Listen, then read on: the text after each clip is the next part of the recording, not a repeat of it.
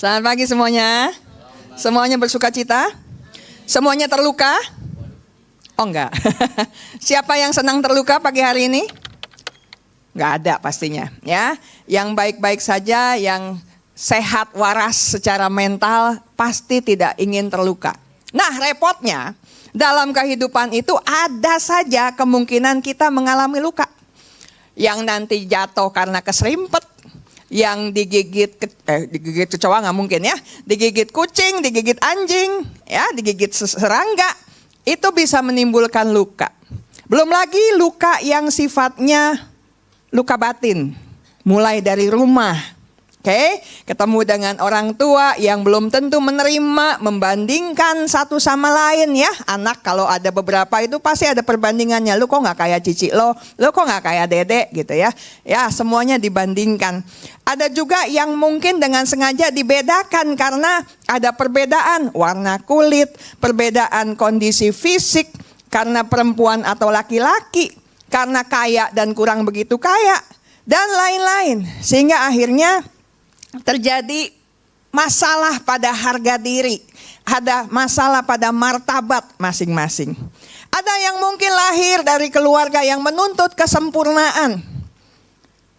Angka 7 itu nggak bisa diterima, 8 kurang, 9 kok nggak 10. Terus diminta untuk menjadi sempurna.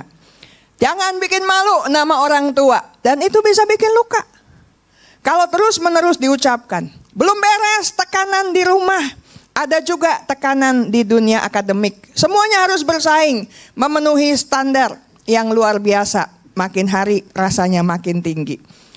Juga ada yang mengalami stres, kecemasan, trauma emosional karena orang tua yang konfliknya nggak beres-beres. Oke? Kadang-kadang bahkan berujung pada perselingkuhan orang tua. Orang tua ada yang bercerai. Orang tua ada yang melakukan kekerasan satu sama lain. Orang lain mau ngomong pakai bahasa, ini pancinya yang ngomong. Piring yang berterbangan. Dan itu bikin trauma. Ya, apalagi kalau kalian ada di tempat yang sama. Mungkin tidak mengalami, mungkin gak dilemparin panci juga. Tapi dengar, tiap hari dengar orang tua ribut, orang tua berantem. Ada trauma, ada luka. Kemarin, berapa hari lalu, tanggal 16 ya, ada satu anak muda yang meninggal dunia. Kisahnya masih terus terjadi sampai hari ini. Bukan karena meninggal karena sakit, bukan meninggal karena memang kecelakaan, tapi karena bunuh diri. Kenapa? Dibully. Dibully oleh teman-teman kampusnya sendiri, jadi anak kuliahan, bukan anak kecil lagi. Tetapi memang karena ada kebutuhan khusus. Dia tidak diterima, dia tidak dimengerti. Akhirnya dia memilih, ya nggak tahu ya ceritanya gimana. Apa mungkin dia dikejar-kejar juga secara fisik. Akhirnya karena nggak tahu jalan lagi lompat begitu. Nggak tahu ceritanya, nggak ada CCTV-nya. Tapi repotnya kejadian itu sudah terjadi, masih juga dibully oleh 11 orang dari berbagai fakultas. Sampai hari ini masih ribut. Tadi saya dalam perjalanan ke sini dengar cerita itu, ya ada pembahasan di sebuah radio, psikiater bicara, psikolog bicara. Saya sendiri udah gregetan ya. Ini kasus yang nggak satu, ada banyak kasus seperti ini. Bullying fisik, bullying verbal, bullying di media sosial itu berkali-kali terjadi dalam kehidupan anak muda. Luka yang dalam. Gak cukup dengan itu, gak dibully pun. Lagi scrolling, ada banyak perbandingan. Banding sini, banding sana, standar hidup. Lihat penampilan orang lain, kok dia lebih berhasil. Luka. Kenapa saya gak sukses-sukses? Luka. Dan itu terjadi terus-menerus. Tambah lagi, masa depan juga belum jelas. Kalian hidup dalam dunia yang diperkenalkan artificial intelligence. Sekarang berasa bersyukur. Wah, gua bikin makalah gampang. Gua bikin skripsi gampang. Tapi nanti masuk dunia kerja dikeluarkan juga gampang. Barusan saya baca juga, pagi tadi saya baca. Beberapa perusahaan memang menerima karyawan-karyawan yang angkanya bagus. Jago coding katanya. Tapi semua dengan tanya kepada AI. Dalam beberapa hari mereka dipecat. Kenapa? Karena memang tidak punya keahlian. Masa depan yang tidak jelas, karir yang tidak pasti, itu pun bikin luka. Di tengah hidup yang sangat kompetitif, ada banyak sekali luka dalam kehidupan.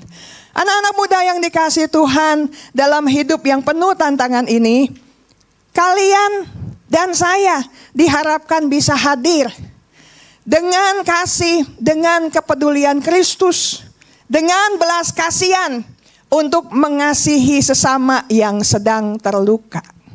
Firman Tuhan dari Matius pasal 9 ayat 13 mengatakan demikian. Ya, boleh baca sama-sama saya, sudah terpampang di layar suci. Jadi pergilah dan pelajarilah arti firman ini. Yang ku kehendaki ialah belas kasihan dan bukan persembahan. Karena aku datang bukan untuk memanggil orang benar, melainkan orang berdosa. Anak-anak muda yang dikasihi Tuhan, Tuhan Yesus menghendaki bahkan mencari orang-orang yang berbelas kasihan. Ada compassion kepada mereka yang sedang ada dalam masalah, mereka yang sedang tertekan, mereka yang sedang terluka. Lebih dari orang-orang yang bawa persembahan korban kepada Tuhan. Kalian bawa persembahan keren, kalian bawa korban. Kalau zaman dulu ya, mereka bawa sapi, bawa lembu, bawa macam-macam yang bisa dibawa, domba, dibawa kepada Tuhan. Wah, keren. Dari segi perekonomian kaya, punya uang. Tapi Tuhan bilang yang lebih penting adalah hatimu punya belas kasihan apa tidak. Karena Tuhan Yesus tidak datang untuk orang yang merasa dirinya benar, orang yang tidak merasa perlu berubah, orang yang tidak merasa perlu bertobat. Tuhan Yesus datang untuk para pendosa. Orang-orang yang kenal dia berdosa, orang yang sadar dia berdosa, dan secara aktif mencari pengampunan. Dan dalam rangka mendorong orang-orang yang bermasalah ini, tertekan, terluka itu mau datang pada Tuhan. Tuhan Yesus tentu butuh agen kerajaan Allah, yaitu saudara dan saya. Orang-orang yang punya belas kasihan, yang mau menjadi teman bagi yang terluka. Saya mau ajak kita belajar dari dua kelompok teman. Dua-duanya ada di Alkitab.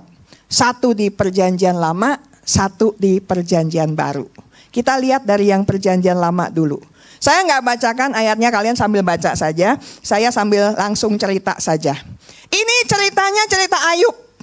Udah tahu di pasal 1 Ayub diapain? Dikerjain. Dikerjain sama siapa? Hasil diskusi antara Allah Bapa dengan iblis. Lu lihat hambaku Ayub, wah orangnya benar hidupnya, orangnya keren, setia, suci hidupnya. Iblis bilang, dilindungi, terang aja. Oke, buktikan bahwa dia itu, kamu boleh apakan dia. Habis harta bendanya, hewan-hewannya habis dalam waktu sesingkat-singkatnya.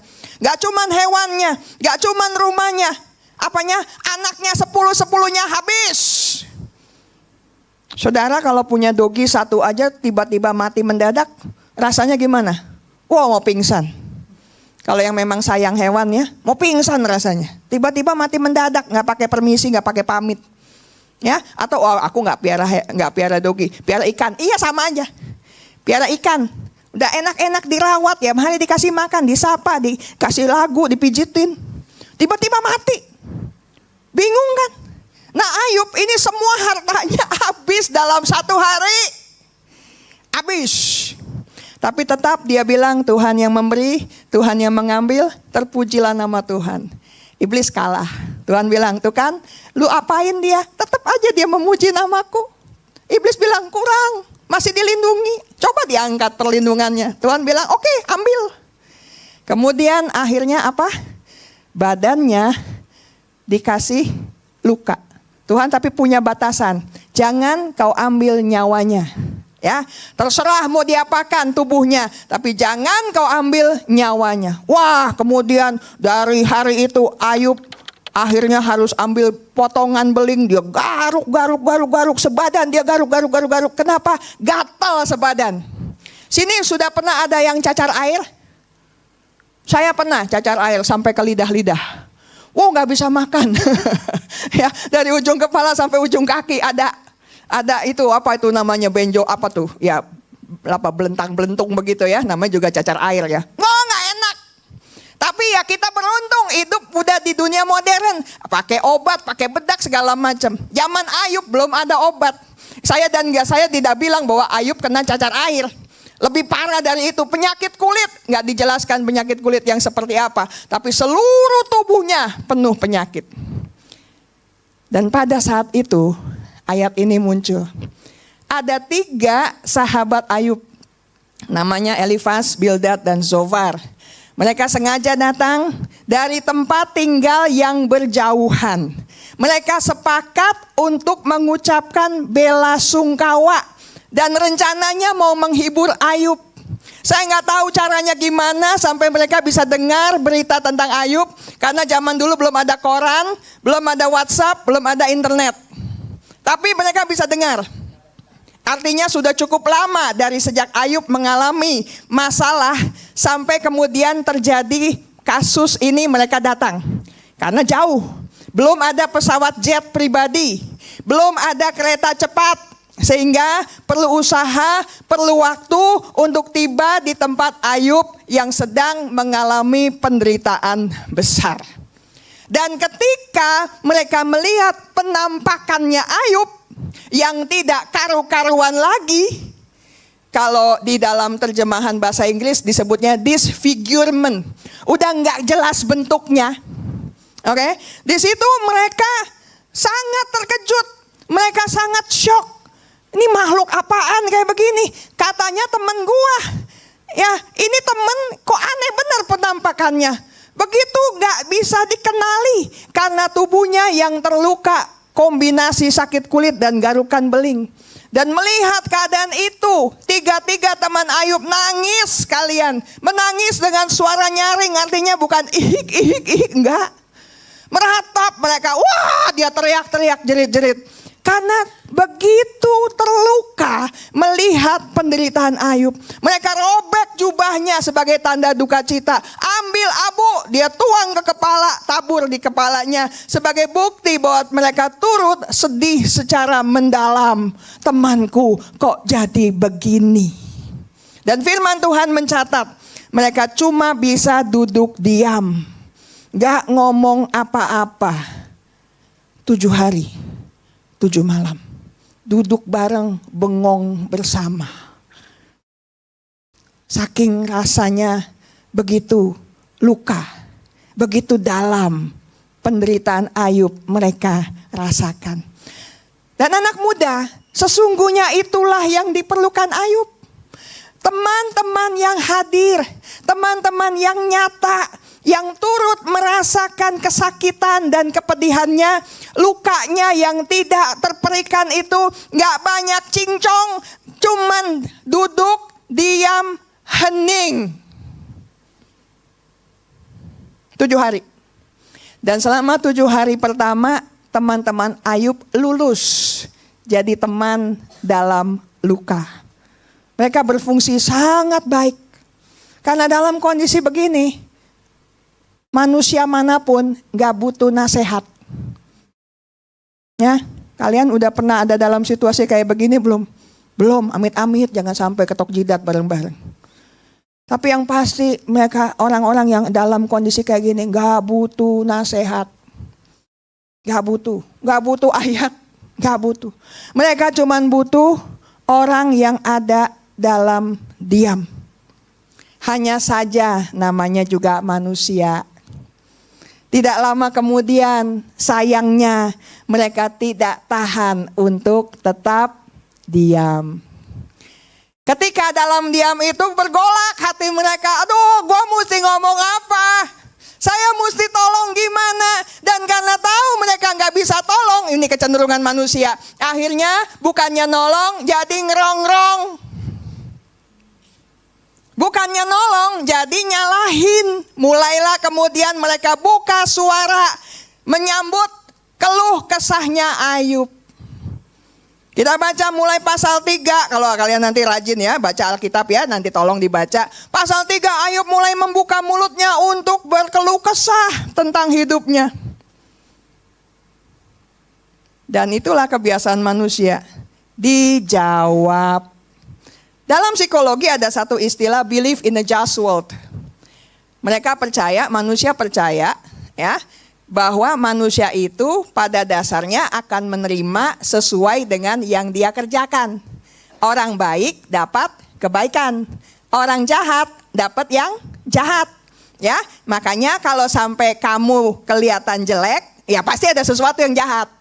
Pasti ada masalah loh gitu. Dan itu yang ternyata dipercaya juga oleh teman-temannya Ayub. Ketika Ayub mulai berkeluh kesah, temannya ini kemudian turut berceloteh. Jangan-jangan lu dosa Ayub. Udah ngaku aja. Ayub bilang, enggak dosa. Aku enggak sembarangan dengan mataku. Aku memberi kepada semua yang membutuhkan. Ada lu ngaku aja. Mungkin ada yang kau tidak sadari. Terus berbalas-balasan. Itu kitab Ayub mestinya enggak perlu sampai 42 pasal. Kalau teman-teman ini bisa jadi benar-benar teman dalam duka. Teman yang menemani ketika temannya terluka. Paling-paling 10 pasal. Saya tebak begini, ini kan 2 pasal udah lewat ya. Pasal 3, pasal 4, pasal 5, Ayub ngomel. Ngomel lah panjang lebar. Oke? Terus temannya tinggal jawab gini, Yub, kita juga sama kamu, kagak ngerti. Tapi gimana kalau kita doa aja sama Tuhan, yuk? Kita tanya sama Tuhan, maksud Tuhan apa? Lalu mereka berdoa sama-sama kepada Tuhan, Tuhan jelaskan maksudmu. Lalu Tuhan menjawab 3 pasal, selesai. Ya kan? Paling pasal 10 selesai. Tapi karena mereka tektokan begitu, soal jawab. Pada akhirnya jadi 42 pasal. Jadi panjang ayat kita. Ya, dan jadi makin susah buat ngafalin. Ini teman contoh pertama. Pada bagian awal mereka baik. Tetapi yang mereka salah, ini teman yang baiknya di sini. Menjadi teman yang hadir secara nyata, turut merasakan dan berdiam diri. Ya, udah benar sampai sini. Tapi kemudian ini yang mereka lupa. Menemani yang terluka, tidak boleh menghakimi. Tidak boleh memberi solusi klise. Karena belum tentu kita tahu yang sebenarnya. Ya. Dan kalau ditanya juga belum tentu bisa langsung jawab. Orang lagi sengsara ditanya, lu jadi gimana? Sejujurnya ngomong deh sama gua. Lu katakan yang sebenarnya. Gak bisa ngomong. Ya, jadi tunggu aja. Sampai nanti bisa bercerita. Oke, sekarang kita masuk ke kelompok teman yang kedua. Ini kita baca. Ada orang-orang yang datang membawa kepadanya seorang lumpuh digotong oleh 4 orang. Markus 2 ayat 3 sampai 5. Tetapi mereka tidak dapat membawanya kepadanya kepada Yesus karena orang banyak itu. Lalu mereka membuka atap yang di atasnya. Sesudah terbuka mereka menurunkan tilam tempat orang lumpuh itu berbaring. Ketika Yesus melihat iman mereka, ini imannya siapa? Iman teman-teman yang bawa temannya turun ya dari tilam itu, yang bongkar atap. Berkatalah ia kepada orang lumpuh itu, "Hai anakku, dosamu sudah diampuni." Saudara-saudara yang dikasihi Tuhan, kalau teman-temannya Ayub repot menyalahkan, kalau teman-temannya Ayub itu repot menyalahkan, menuduh Ayub berdosa, kali ini ada satu orang lumpuh yang memang lumpuh karena dia berdosa. Tahu dari mana? Dari kata-kata Yesus. Ya kan? Yesus bilang apa? "Hai anakku, dosamu sudah diampuni." Berarti si lumpuh ini berdosa. Bisa jadi karena dia berdosa dia lumpuh. Ya bisa jadi. Oke? Tapi ketimbang berbantah-bantahan dengan si lumpuh, Nyuruh-nyuruh si lumpuh ngaku dosa. Diomel-omelin si lumpuhnya sampai gak bisa ngapa-ngapain lagi. Udah lumpuh gak bisa ngapa-ngapain, tentu aja makin gak bisa ngapa-ngapain. Teman-temannya ini memilih untuk membawa dia kepada Tuhan Yesus sebagai sumber pengampunan, sumber kesembuhan, sumber mujizat. Nah masalahnya ketika mereka sudah gotong-gotong rame-rame ya, kan berempat ya, kalau sendiri mah repot. Ya gerobak juga belum ada waktu itu. Digotong jadinya rame-rame. Udah sampai di rumah tempat Yesus ada, penuh sesak. Gak muat, depan pintu juga sudah penuh dengan kerumunan. Gak bisa enggak, harus ada langkah out of the box. Jadilah nambah kerjaan. Ini bawa temen dalam kondisi horizontal aja udah ribet, ya kan? Coba kalian bawa tanduk, gotong orang gitu, berempat. Udah berat, ya kan? Makanya mesti berempat. Ini mesti bawa dulu naik ke atas. Jadi digotong secara vertikal. Diangkat, ayo tarik gitu. Dan dia lumpuh. Ingat, dia lumpuh. Jadi dia nggak bisa menolong dirinya untuk lebih ringan supaya bisa diangkat dengan lebih gampang. Udah nyampe atas, kerjaan lagi. Kenapa?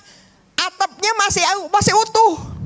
Dan atap di sana itu biasanya terdiri dari ubin tanah liat yang dipasang di atas lapisan ranting dan rumput yang didukung oleh balok kayu. Kerjaan ngebongkar.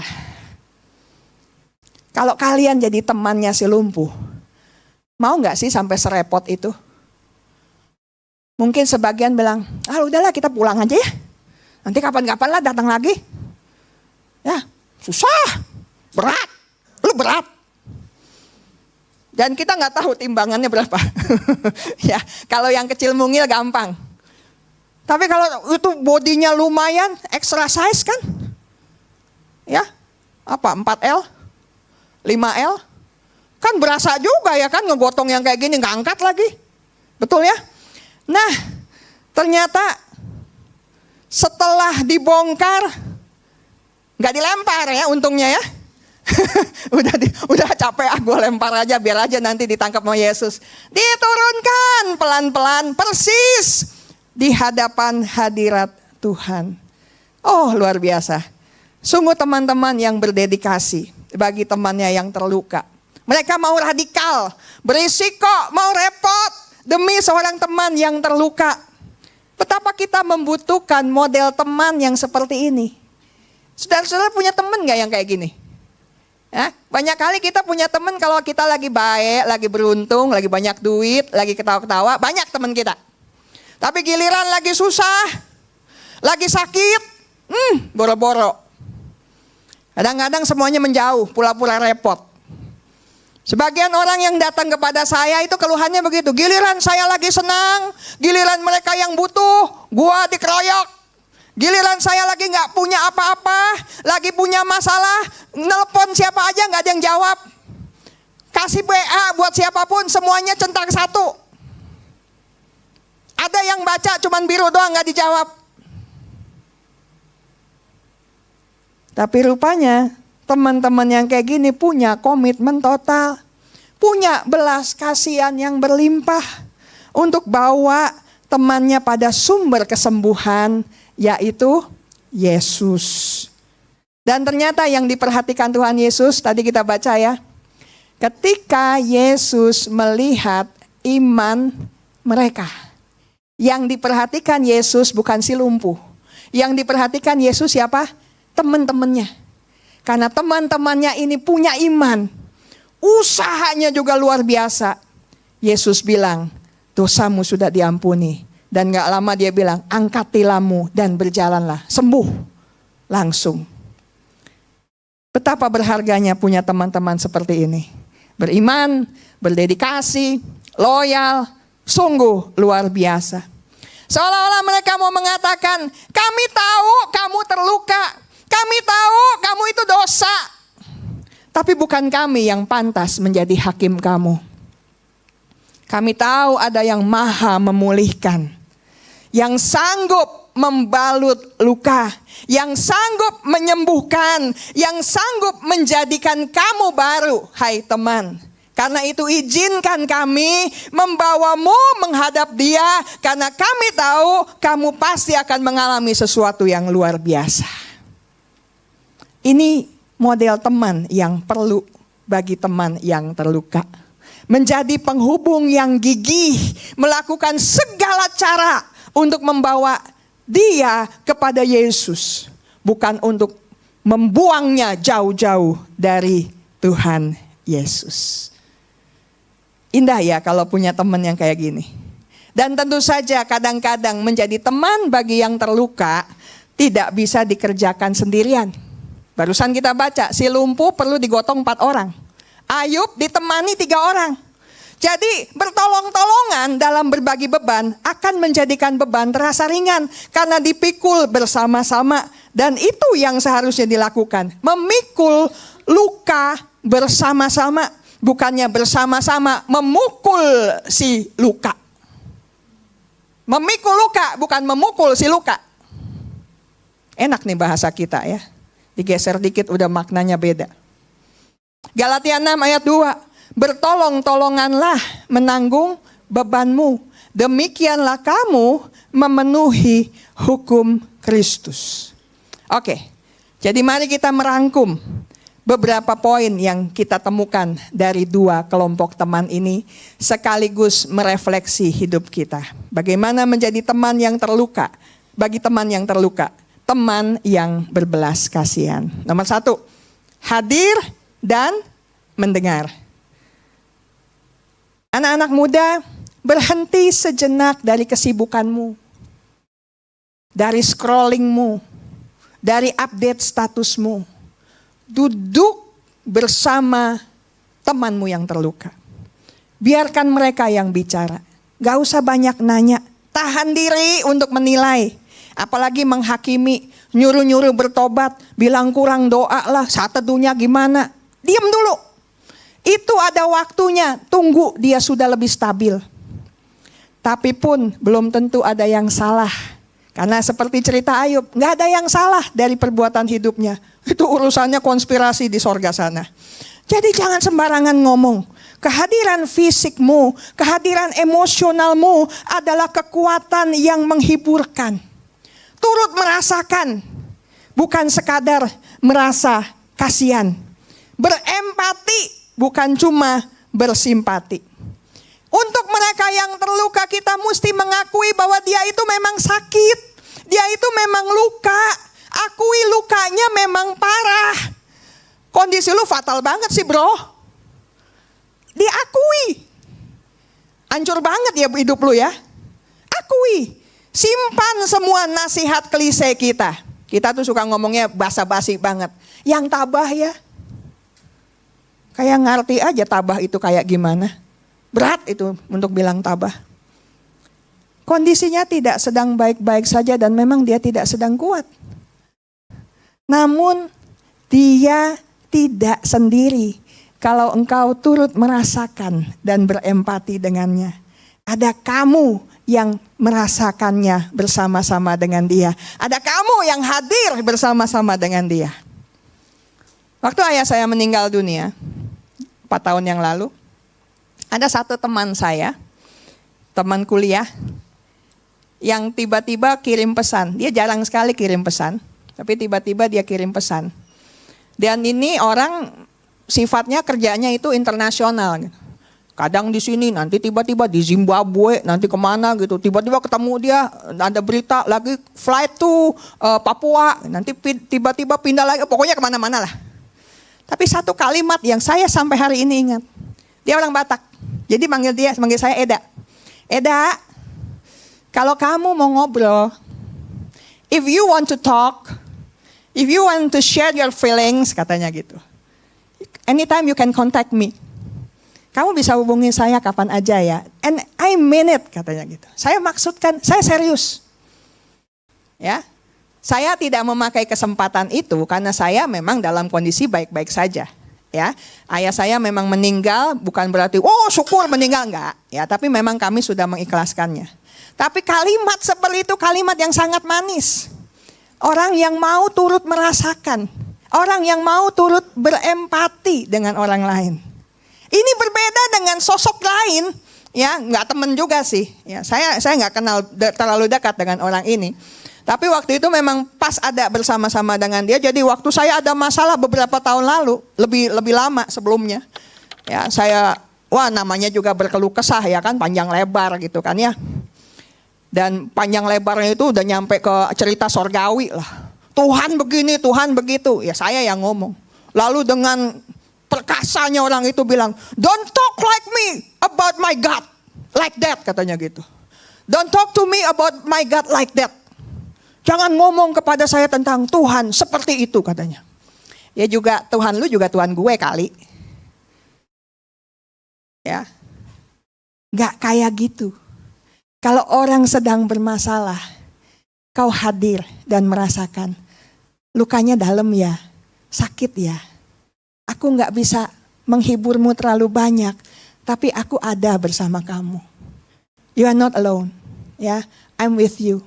Saya mau berbagi bersamamu, turut merasakan. Yang ketiga, bertindak dengan iman. Bawa si Luka kepada Kristus. Dia yang jadi sumber penghiburan kesembuhan ilahi. Kemampuan kami terbatas, kemampuan kita terbatas. Tetapi kami tahu ada satu yang tidak pernah bisa dibatasi oleh apapun. Itu bentuk iman kita. Ada yang gak bisa dibatasi, yaitu Yesus. Dia juga sudah pernah terluka. Dia juga sudah pernah ditolak. Dia ngerti bahasa air mata. Dia tahu rasanya menderita. Dia tahu rasanya sengsara, dianiaya oleh ciptaannya sendiri bahkan. Mari kami bawa kamu kepadanya. Hanya dia yang sanggup menyelesaikan segala masalah, apapun penyebabnya.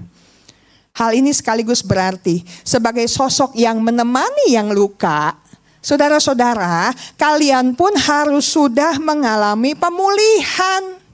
Gak bisa kita bawa orang kepada Tuhan, gak bisa kita nemenin repot-repot orang yang terluka kalau engkau sendiri masih belepotan luka. Jadi kalau dalam hari ini saya ngomong, kalian bilang bagus juga tuh, tapi gue juga terluka. Cari dulu penyembuhan dari lukamu, supaya engkau bisa menolong yang terluka juga. Bertemu dengan Tuhan sebagai penyembuh dan pemulih. Sehingga satu hari engkau bisa menjadi teman sejati bagi yang terluka. Amin. Dan yang keempat, tulus dalam dedikasi dan rela berkorban. Menggotong, membopong, membongkar atap, dan saya yakin mereka gak cuma ninggalin aja tapi membereskannya kembali. Berarti rela mengesampingkan reputasi, kenyamanan, waktu, sumber daya, keuangan. Kepedulian sejati menuntut upaya nyata dan pengorbanan. Dan hanya mereka yang benar-benar tulus, gigih, berdedikasi, rela berkorban yang bisa menjadi teman bagi yang terluka. Yang lain mungkin hanya bisa omon-omon saja, tidak sanggup melakukannya. Tapi teman bagi yang terluka punya prinsip seperti ini. Gak apa-apa orang mau bilang saya bagaimana. Gak apa-apa ditertawakan, lu repot-repot buang waktu, buang tenaga, buang duit. Gak apa-apa. Karena saya memang mau jadi teman bagi yang terluka. Anak muda, adakah saat ini temanmu yang terluka batin, yang butuh keheningan, yang butuh telinga untuk mendengar, untuk didengarkan? Ada? Atau adakah teman yang butuh dorongan iman, yang butuh tindakan untuk bangkit, untuk melihat anugerah Tuhan? Engkau bisa menjadi teman dalam berbagai bentuk. Tapi ingat sekali lagi, sebelum kamu sanggup dan bersedia menolong orang lain, izinkan Yesus menjamah hidupmu hari ini. Karena jadi teman bagi yang terluka itu berat. Tidak mudah. Ya. Pernah tahu orang yang ada di lumpur sedot? Pernah tahu? Pernah nonton lah paling enggak ya, jangan pernah nyobain sih. Oke, gimana caranya menolong orang yang ada di lumpur sedot? Kita ikut nyemplung gitu, kesedot. Ya, kita cuman bisa tolong dia tarik dari darat. Jadi mesti punya tali yang kuat sepanjang-panjangnya, suruh dia ikat di badannya, kita tarik rame-rame. Gak bisa so jagoan ikut terjun ke dalamnya lalu kita tarik, kita kerendam sama-sama, kelelep bareng-bareng. Jadi kalau engkau terluka, engkau gak bisa tolong orang terluka. Engkau harus sembuh dulu sebelum engkau bisa tolong orang yang terluka. 30 tahun lebih saya menolong orang terluka dan rasanya berat. Tapi saya tidak mau berhenti menolong. Kenapa? Karena saya tahu indahnya ditolong ketika terluka. Saya bersyukur saya punya Tuhan yang besar. Lagu itu bukan lagu-laguan aja, itu lagu yang nyata. Aku punya Tuhan yang besar. Saya beruntung saya punya Tuhan yang besar. Saya beruntung punya Tuhan yang gak gampang menyerah. Saya punya banyak cerita, gak kelar sampai besok. Nanti gak pulang. Tapi saya tahu rasanya terluka itu seperti apa. Makanya menolong yang terluka itu bagian dari rasa bersyukur saya. Saya pengen banyak anak muda yang juga peduli. Jadi teman bagi yang terluka. Gak banyak ngomong, hadir dengan belas kasihan. Bertindak bawa mereka kepada Kristus. Saya berdoa melalui kehadiran kalian. Allah terasa nyata kasih-Nya bagi orang-orang terluka. Mereka bisa ketemu kesembuhan sejati dalam Kristus Yesus.